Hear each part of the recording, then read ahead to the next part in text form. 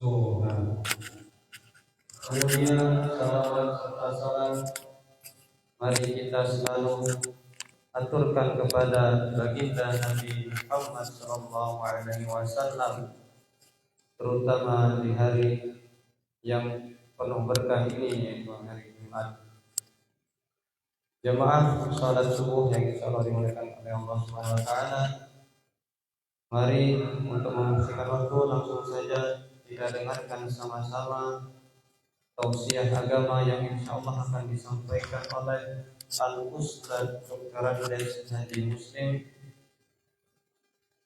Kepada beliau waktu dan tempat kami persilakan, pada tafadhol mashkur.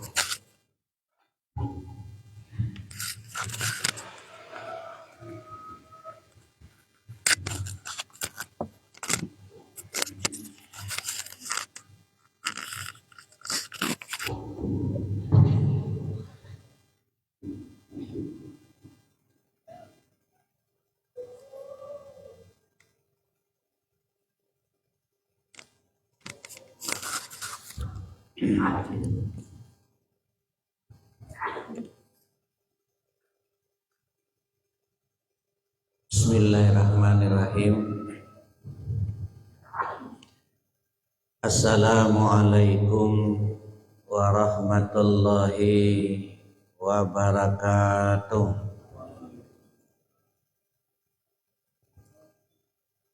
Alhamdulillahilladzi hadana lihaza wa ma kunna linahtadiya laula an hadanallah. Asyhadu an la ilaha illallah wahdahu la syarika lah. Wa asyhadu anna Muhammadan abduhu wa rasuluh sallallahu alaihi wasallam. Allahumma fasalli wa sallim ala hadzal nabiyil karim wa ala alihi wa sahbihi wa man tabi'ahu bi ihsanin ila yaumiddin. Faqala Allah Ta'ala fil Qur'anil Karim, A'udzu billahi minasy syaithanir rajim. Bismillahirrahmanirrahim. Subhanalladzi asra bi 'abdihi lailan minal masjidil haram ilal masjidil aqsa alladzi barakna haulahu linuriyahu min ayatina innahu huwas samiul basir. Sadaqallahul azim. Allahumma shrah lana sudurana yassir lana umurana wahlul 'uqdatam min lisanina yafqahu qawlana. Allahumma shrah li sadri wa yassir li amri wahlul 'uqdatam min lisani yafqahu qawli. Bapak Ibu, salat subuh yang saya hormati, alhamdulillah pagi ini Allah masih menginginkan kita bangun dari tidur kita, sehingga terucap kalimat alhamdulillahillazi ahyana ba'dama amatana wa ilaihin nusyur. Kemudian belum kita beraktivitas dunia, kita terlebih dahulu mengabdi kepada Allah. Kita cuci muka kita, kita cuci tangan kita, kita sapu rambut kita, kita bersihkan kaki kita, atau istilahnya kita berwudu. Kita awali aktivitas dengan salat sunat qabliyah subuh atau salat sunat fajar ditambah dengan salat sunat subuh. Mudah-mudahan dengan kita terlebih dahulu mengadu kepada Allah Subhanahu wa taala, maka pada pagi ini semua aktivitas kita insya Allah diredai oleh Allah Subhanahu wa taala. Kita berselawat kepada junjungan kita Nabi besar Muhammad sallallahu alaihi wasallam. Allahumma salli ala Sayyidina Muhammad wa ala ali Sayyidina Muhammad. Dan telah menyampaikan risalah Islam kepada kita, meninggalkan Al-Quran dan hadis sebagai tuntunan. Mudah-mudahan kita menjadi pengikut beliau yang setia, selalu mempedomani Al-Quran dan hadis yang telah beliau tinggalkan. Ibu bapak sekalian, pada pagi ini kita berada pada tanggal 27 Rajab 1447 Hijriah. Bulan Rajab ini satu di antara 4 bulan yang dimuliakan. Karena ada 12 bulan menurut Allah Subhanahu wa taala, bulan Qamariyah itu 4 di antaranya dikategorikan bulan haram.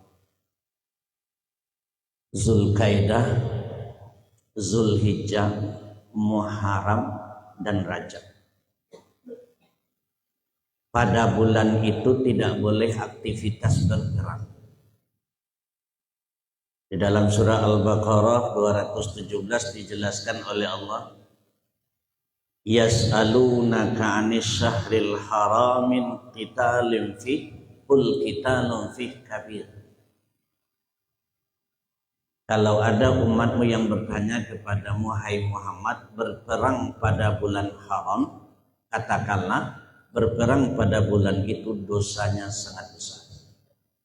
Termasuk di bulan Rajab. Kemudian Rasulullah Sallallahu Alaihi Wasallam mengajarkan doa kepada kita di bulan Rajab ini. Mudah-mudahan hafal galau dengan kita dan kita rajin memacanya. Allahumma barik lana fi Rajab wa Sya'ban wa ballighna Ramadan.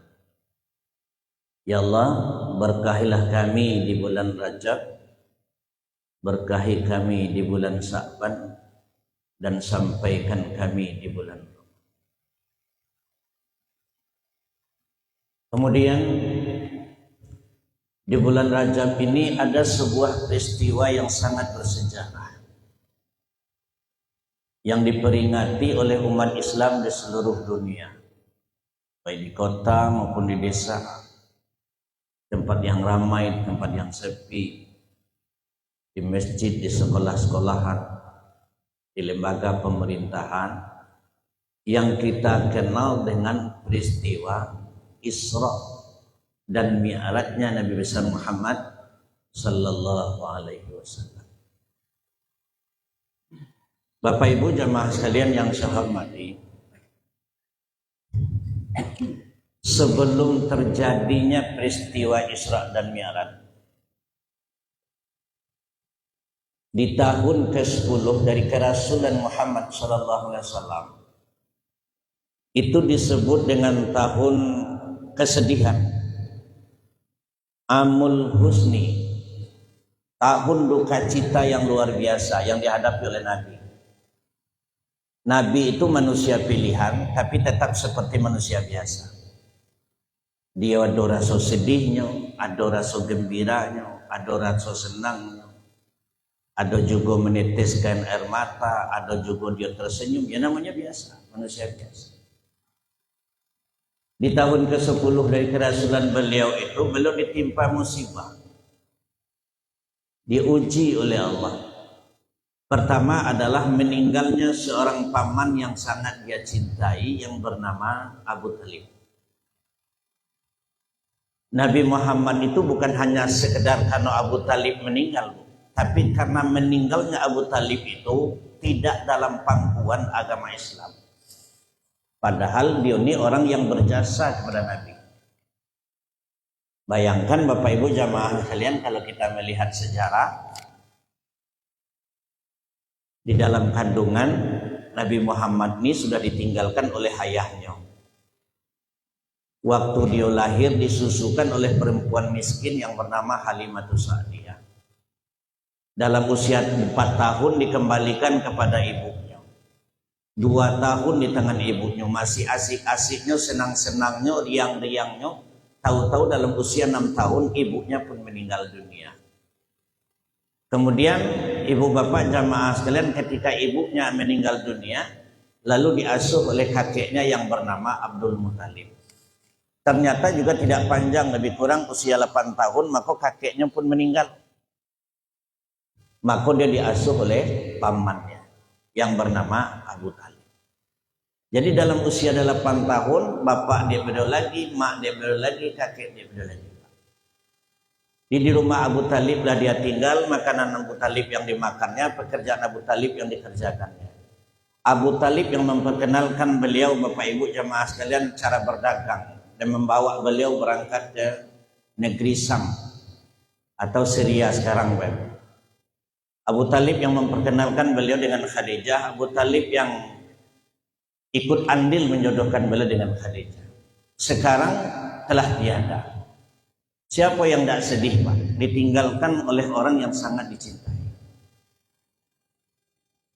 Kemudian beberapa hari setelah itu meninggal pula seorang perempuan yang dia cintai. Bukan hanya sekedar teman tidur, tapi juga teman diskusi, teman bertukar pikiran, bahkan jauh daripada itu adalah teman dakwah.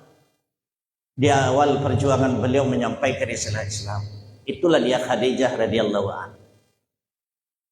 Sementara orang yang dua ini orang yang sangat berpengaruh. Ketika kedua orang ini telah meninggal dunia, maka masyarakat Quraisy semakin memperlihatkan ketidaksenangan.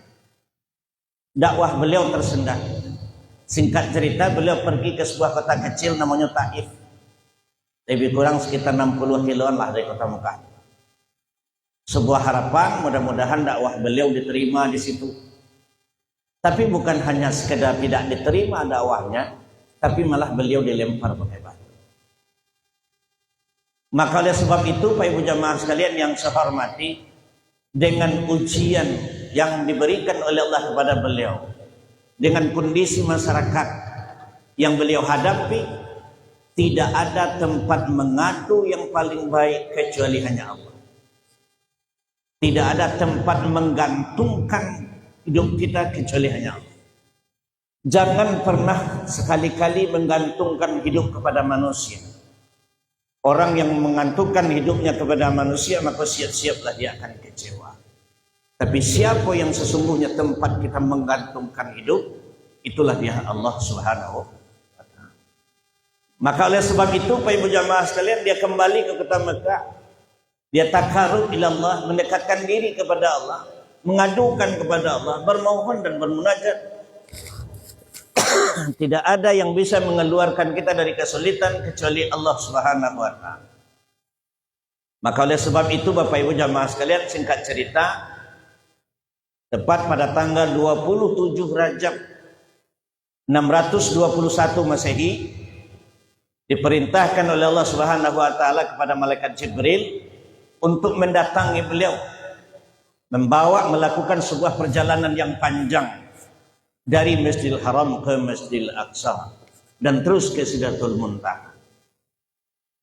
Sebelum beliau dibawa melaksanakan perjalanan yang panjang itu, maka beliau dibawa terlebih dahulu mampir kemana?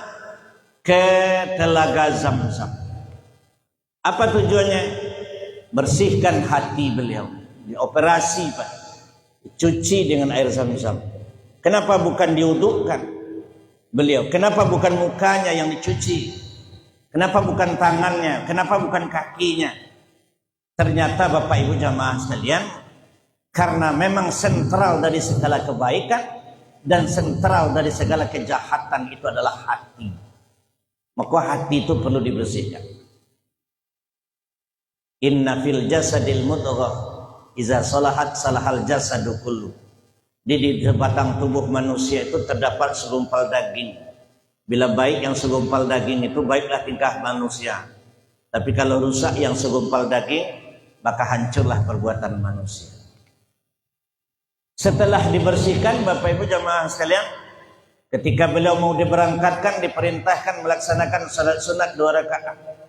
Bapak Ibu jamaah sekalian yang Baru selesai itu, Bapak Ibu jamaah sekalian, ya enggak, dibawalah sebuah kendaraan, 1 ekor burak untuk menjadi kendaraan Rasulullah sallallahu alaihi wasallam melakukan perjalanan tadi. Perjalanan itu disebut dengan Isra. Dari mana, Pak? Dari Masjidil Haram ke Masjid Aqsa. Subhanallazi asra bi'abdihi lailan minal Masjidil Haram ilal Masjidil Aqsa. Satu-satunya manusia yang diakui sebagai hambanya cuman Muhammad, Pak. Kita ini kan mengaku hamba Allah, tapi belum tentu Allah mengakui kita sebagai hambanya. Tapi Rasulullah langsung diakui oleh Allah. Subhanallazi asra bi'abdihi. Diakui sebagai hambanya, Bapak Ibu jamaah sekalian. Kenapa diawali dengan kalimat subhanallah? Karena itu adalah perjalanan yang luar biasa, yang tak mungkin masuk akal manusia, Pak. Maka kalimatnya Maha Suci Allah yang telah memperjalankan hambanya. Dari mana, Pak? Dari Masjidil Haram ke Masjid, dari masjid ke masjid yang diberkahi sekelilingnya. Pak Ibu jamaah sekalian yang saya hormati, beliau berangkat dari tempat yang suci, yaitu Masjidil Haram. Kemudian menuju suatu masjid, yaitu Masjidil Aqsa. Jarak antara Masjidil Haram ke Masjidil Aqsa itu lebih kurang 1.600 kilo, Pak. Lebih kurang. Pak Ibu jamaah sekalian yang saya hormati, tempat yang istimewa, masjid, rumah Allah. Ada 3 tempat masjid itu yang paling istimewa, Pak Ibu jamaah sekalian. Yang ada 3 masjid yang paling istimewa. Yang pertama adalah Masjidil Haram, yang kedua Masjid Nabawi, dan yang ketiga adalah Masjidil Aqsa. Kalau Bapak Ibu sempat berjalan-jalan pergi ke Palestina, sempat melaksanakan sholat di Masjidil Aqsa itu 1 kali saja, kata Rasulullah sallallahu alaihi wasallam, nilainya sama dengan 500 kali kita melaksanakan salat di Masjid Rukis ini.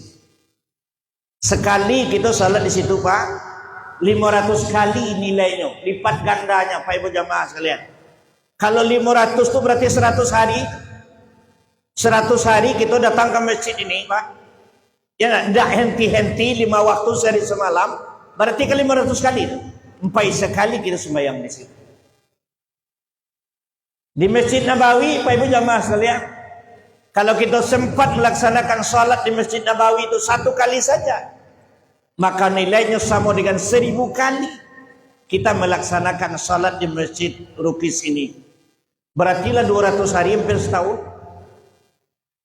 Kalau kita bisa melaksanakan sholat di Masjidil Haram, Bapak Ibu jamaah sekalian yang saya hormati, 1 kali saja, berarti nilainya sama dengan 100.000 kali sholat di Masjid Rukis ini, Pak Ibu jamaah sekalian.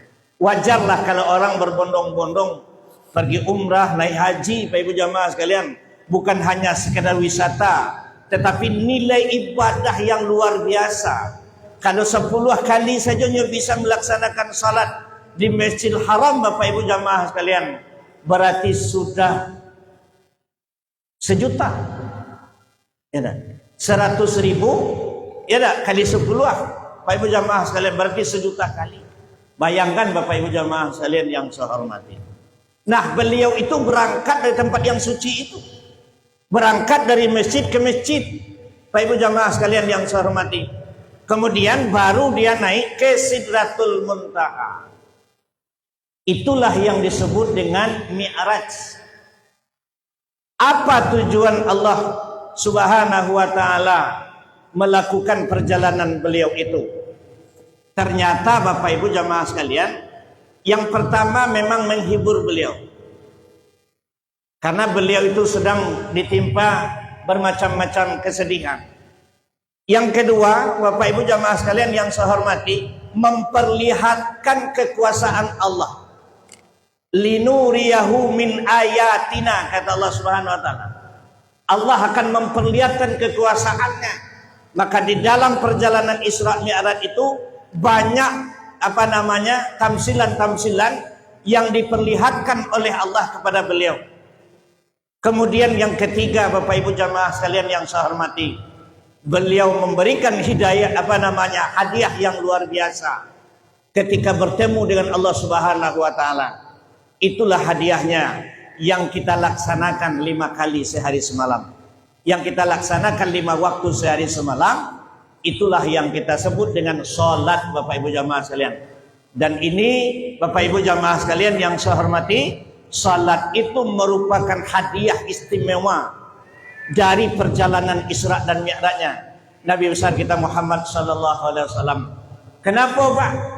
Dari 4 rukun Islam di luar syahadat, kan yang dikerjakan yang nampak itu Pak Ibu zaman di luar syahadat, salat, puasa, zakat, haji. Keempat-empatnya ini Bapak Ibu jamaah sekalian perintah Allah. Hukumnya adalah wajib Bapak Ibu jamaah sekalian. Tapi salat ini diterima langsung oleh Rasulullah sallallahu alaihi wasallam di waktu beliau melaksanakan perjalanan Isra dan Mi'raj. Di mana beliau terima Bapak Ibu jamaah sekalian yang saya hormati, di tempat yang sangat istimewa. Namanya Bapak Ibu jamaah sekalian di atas Sidratul Muntaha. Namanya adalah Baitul Ma'mur. Disitulah Allah Subhanahu wa taala memerintahkan beliau melaksanakan salat 50 kali. Bukan 5 kali, Pak. 50 kali sehari semalam. Kemudian beliau ini menerima perintah dari Allah dan ditaati, Pak. Beliau ini tidak mau membantah, Bapak Ibu jamaah sekalian. Tapi ketika beliau turun, Bapak Ibu, sampai di langit yang ke-6, lalu bertemu dengan Nabi Musa, disarankan oleh Nabi Musa, tidak akan mungkin kuat umatmu untuk menjalankannya. Maka oleh sebab itu, atas saran Nabi Musa, beliau minta dispensasi kepada Allah. Dan itu sudah menjadi cerita, kisah Bapak Ibu jamaah sekalian yang sudah sangat kita pahami, lebih kurang 9 kali naik ke atas turun. Maka dapatlah dibawa 5 Bapak Ibu jamaah sekalian yang sampai hari ini kita lakukan. Salat yang 5 waktu kita lakukan ini, Pak, nilainya sama dengan 50 kali yang diperintahkan pertama kali dulu. Dia menjadikan pokok atau tiang sebagai agama kita, Bapak Ibu jamaah sekalian. As-salatu imanuddin, faman aqamaha faqad aqamaddin, wa man tarakaha faqad hadamadin. Salat itu adalah tiangnya agama. Siapa yang mendirikan salat berarti memperkokoh agama pada dirinya. Dan siapa yang sengaja meninggalkan salat berarti dia telah meruntuh agama pada dirinya. Bahkan pada hadis yang lain Rasulullah mengatakan, man tarakas shalah faqad kafara. Kalau sengaja meninggalkan salat, maka kata Rasulullah kafara. Terjemahkanlah sendiri Pak Ibu jamaah sekalian yang saya hormati. Maka oleh sebab itu salat merupakan ibadah yang paling terpenting Bapak Ibu, yang tidak ada keringanan untuk meninggalkannya. Tidak ada keringanan, Pak. Kalau saya pernah sampaikan Bapak Ibu jamaah sekalian, dari 5 jari kita ini, kalau kita pegang air model ini Pak Ibu jamaah sekalian, ini kita anggap haji, ini kita anggap zakat, ini kita anggap puasa, ini kita anggap salat, dan ini syahadat, Pak. Yang jari telunjuk dan jari jempol ini yang tidak boleh, Pak. Tidak. Sekiranya Bapak Ibu jamaah sekalian orang tidak menjalankan ibadah haji, jangan katakan Islamnya tidak sempurna, Pak. Jangan Bapak mengatakan Islamnya tidak sempurna ketika dia tidak melaksanakan ibadah haji. Kenapa? Orang melaksanakan ibadah haji itu ada syaratnya. Apa itu? Manistata'a ilaihi sabila.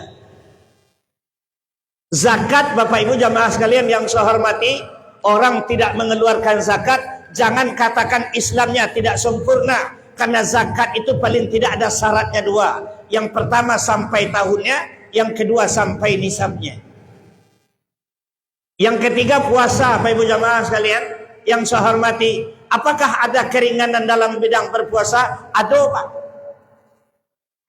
Maka oleh sebab itu di dalam surah Al-Baqarah ayat 84, Bapak Ibu jamaah sekalian, 85, Bapak Ibu jamaah sekalian, kata Allah, "Faman kana minkum maridan aw ala safarin fa'iddatun min ayyamin ukhra."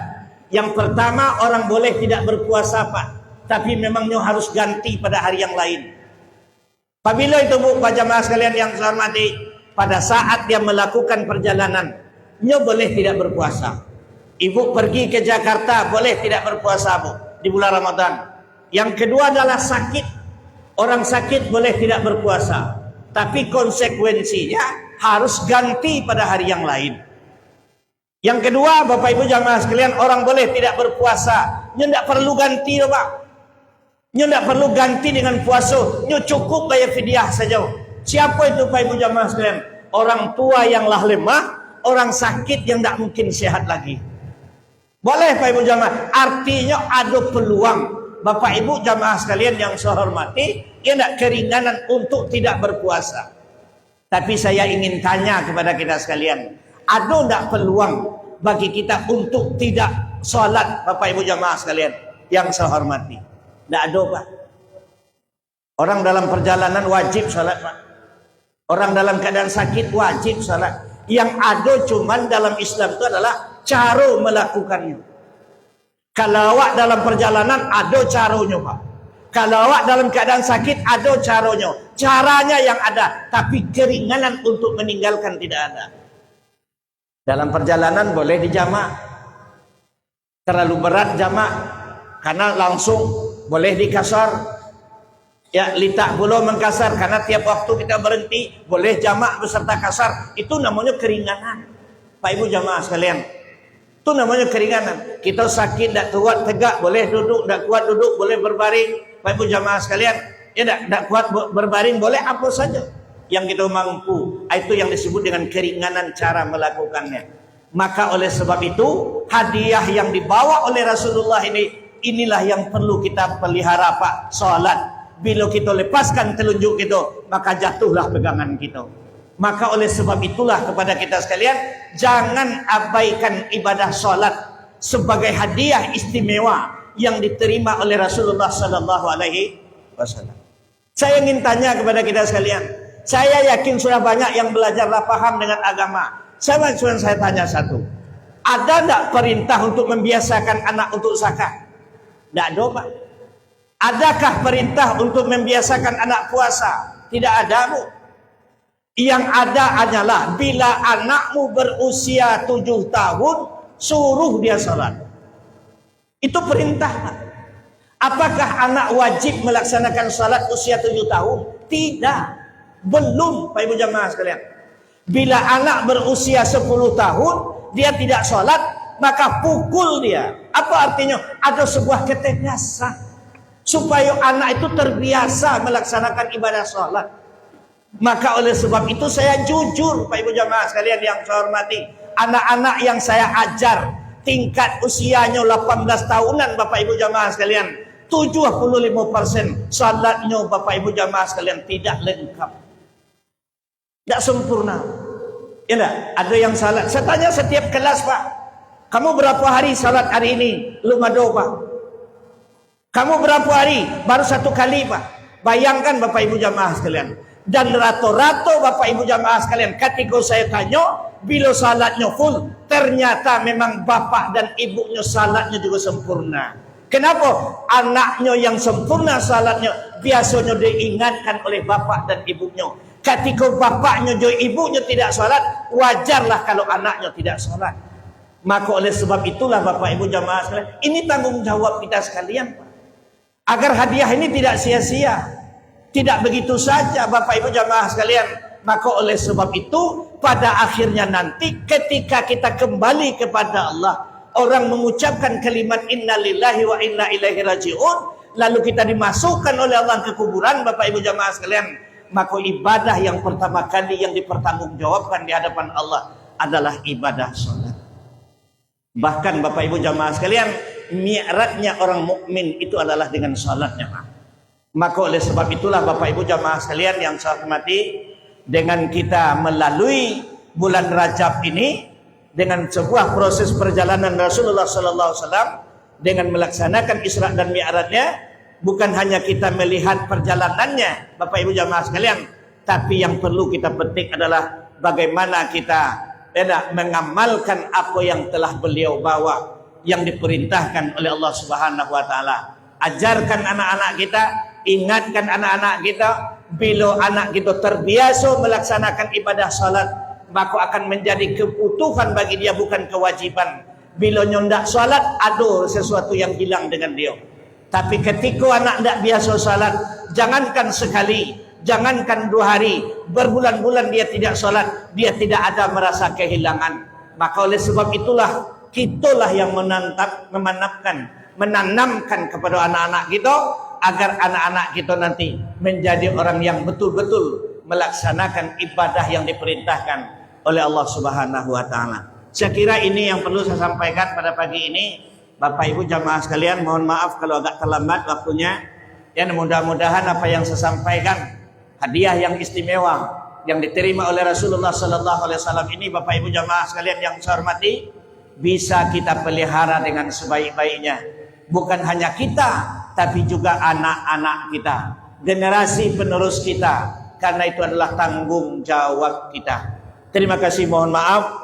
Wabillahi taufiq wal hidayah. Assalamualaikum warahmatullahi wabarakatuh.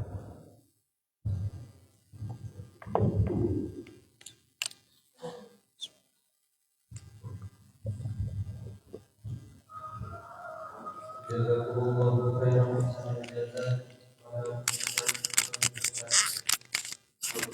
bagi muslim yang telah memberikan kepada kita nasihat dan kiraman rohani yang sangat banyak, terutama yaitu hadiah dari Nabi Muhammad adalah salat. Perlu kita ingat lagi bahwa nanti akan dihisab, awal man yuhasabu inallah as-salat yang akan dihisab. Pertama kali nanti saya adalah salat. Mari kita amalkan apa yang disampaikan oleh Ustaz, dan kita sampaikan kepada orang lain agar bermanfaat yang luas. Setelah ini mari kita duduk dengan pasokan sama-sama dan dilanjutkan dengan sarapan pagi. Itu mari kita sama-sama membaca doa kafaratul majelis. Subhanallah wa bihamdihi, subhanallah wa asyhadu an la ilaha illa anta astaghfiruka. Assalamualaikum warahmatullahi wabarakatuh. Sallallahu alaihi wasallam. Sallallahu ala Muhammad. Sallallahu ala Muhammad. Sallallahu ala Muhammad. Sallallahu alaihi wasallam. Sallallahu ala Muhammad. Sallallahu alaihi wasallam. Sallallahu ala Muhammad. Sallallahu alaihi wasallam. Sallallahu ala Muhammad. Sallallahu alaihi wasallam.